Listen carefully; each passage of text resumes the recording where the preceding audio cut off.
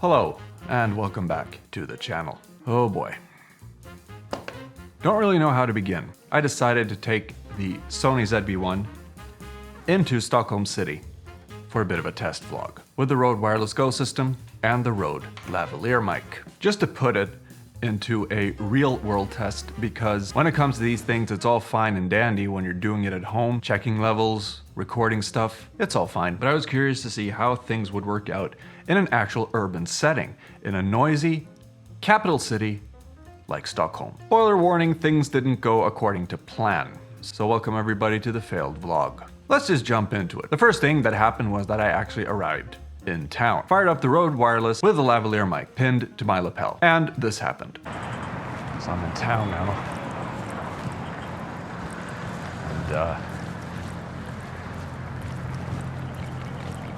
I'm using the Rode Wireless Go 2 with the lav mic.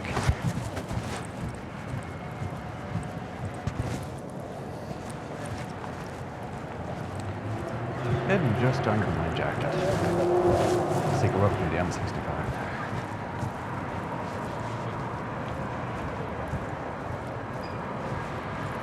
Now it's quite windy and also quite noisy. So I'm not sure how good this is going to be. And as you can hear, the noise was almost unbearable. And my voice was far too low. The levels just before I left. Okay, so I'm testing the levels here. The ND filter's on and I'm indoors, but never mind. Just testing the levels. And it was mostly the same as I kept walking through town, talking to myself like a complete idiot. Anyway, this is O'Leon's lovely place to be. I'm actually gonna get some footage of testing them out. So this is one of the busiest streets in town. Although, sometimes it was better. Oh my God, look at that, man, the Daytona. Now this is a particularly noisy street.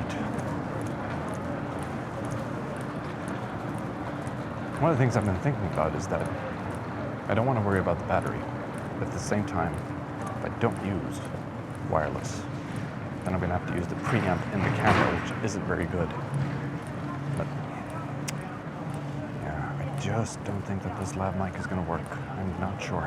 But that wasn't my only problem. Now, this camera is very small, it's very light, it's very compact. And as you could see, I opted to not use that grip that I bought because I tried to look as inconspicuous as I possibly could. However, the angle wasn't always that great. So I think I'm going to have to give up and use some sort of handle to keep things steady, or steadier. But that wasn't the biggest issue I had with this. One of the features of the ZV-1 is that it has a built-in ND filter. And the ND filter works very well on a very bright and very sunny day that it was. But as soon as things get a little bit darker, then you have to turn the ND filter off.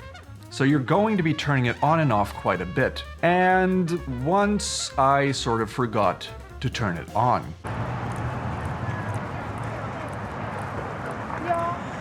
Now dinner is actually down that direction. You can see the theater just there. Yeah.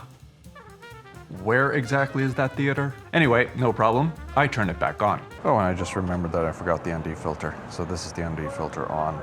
Allow me to talk a little bit about the Sony menu system. As you can see, things were a bit too bright.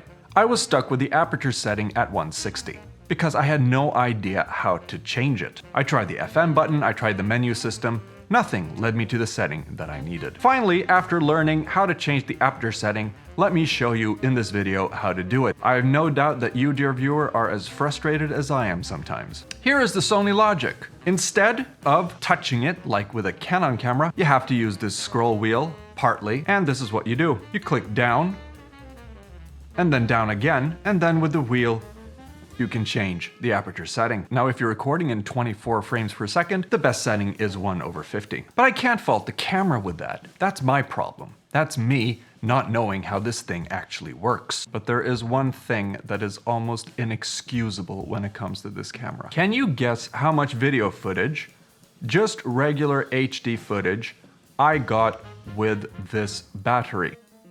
No, you're wrong. 25 minutes. 25 minutes. I also had a problem with the Rode wireless receiver also having very poor battery life, but that may be because I hadn't charged it up as much as I thought it needed to be. When I left home, it was at half, and after just about, I don't know, an hour maybe, an hour, not even that, it was close to conking out. So all in all, it was a spectacular failure. The audio is unusable, and as you can hear, it was unprocessed and therefore, well, quite terrible. Although in some cases it was just a little bit better when I spoke louder. So what I'm gonna have to do is I'm gonna have to try this again with some different settings and see if that works better. But I am worried about this camera battery life in Paris. 25 minutes of video. 25! This video was basically just a road test.